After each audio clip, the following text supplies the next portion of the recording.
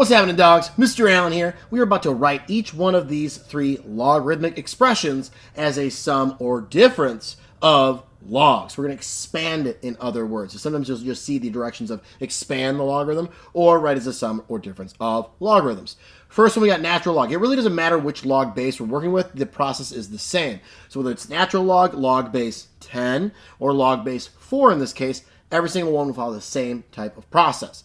So with multiplication in here, we've got 3 times x to the fourth times y to the second. That will expand with addition. So I'm going to have natural log of 3 plus natural log of x to the fourth plus natural log of y to the second. Next, I got to take those exponents that are on the arguments of the log and move them out as coefficients with our properties of logarithms, right? You got to know your properties of logarithms if you're going to expand or condense logs. So now I have natural log of 3. If I could evaluate that, I would, but I can't do that in my head. These are usually non-calc problems. Plus 4 natural log of x plus 2 natural log of y. That is fully expanded. We got the exponents out. That's dope, awesome, and radical. All right, maybe not radical because we're not dealing with radicals, but I still think it's pretty radical. Cool. Let's try the next one here.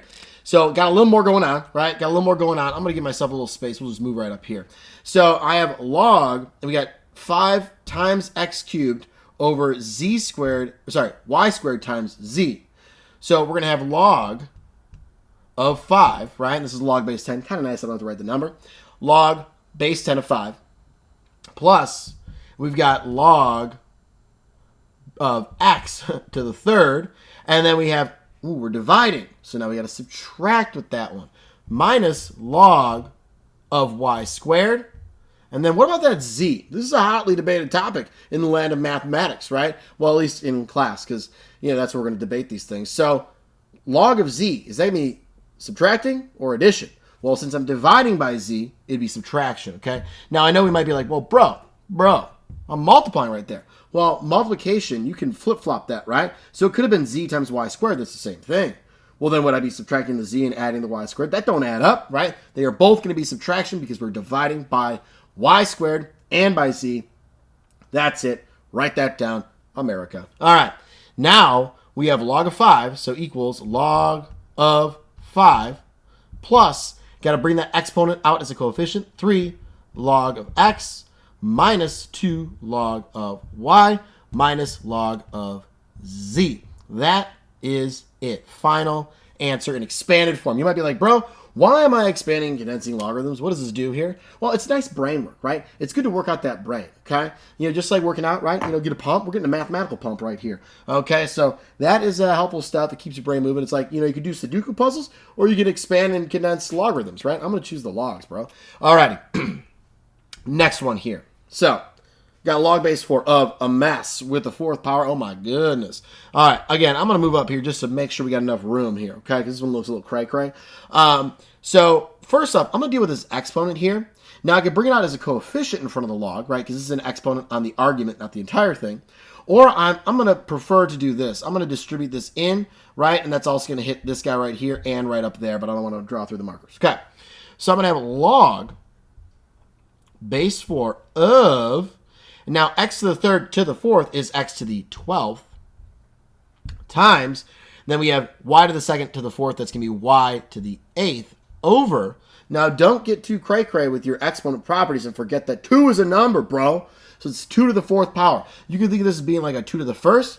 So 1 times 4 is 4, 2 to the 4th power. That's going to give me 16, right? 2 to the 4th power is 16. 2 times 2 is 4, times 2 is 8, times 2, 16. And then I have z squared. So z squared, donezo. Okay, now I actually have to expand this thing, right? Now I'm going to expand it. So we got equals. So we got log base 4 of x to the 12th plus log base 4 of y to the 8th minus log base 4 of 16 minus log base 4 of z squared. This is a lot, man. We're logging some serious math hours here, man. Log a lot of math time. I don't have any more log jokes. Okay, let's continue. So now I'm going to take that exponent of 12, move it out front, coefficient. We got 12 log base 4 of x plus 8 log base 4 of y Now you might be like, bro, what about that log base 4 is 16? Remember how I said if you can evaluate it, you should evaluate it. We could evaluate it here, right? We couldn't, excuse me, in our heads, right? I could pop that in. Natural log, pop it in the TI, whoop, right? Then I get a decimal. We're not going to do that with this. But if it's a nice one, 4 to what power gives me 16? 4 to the second power gives me 16. So we're going to subtract 2, and then I'll have minus 2 log base 4 of z. Now I am fully expanded. Oftentimes it will also say evaluate if possible in the directions. It could say evaluate if possible, and that would be the situation where we would evaluate since it was possible. Okay? 3 examples. That was dope, man. Now, if you enjoyed expanding, I guarantee you're going to enjoy condensing when we go the other way. Reverse, right? It's kind of like almost like factoring and like distribution, right? We go like an accordion of math. See you dogs later.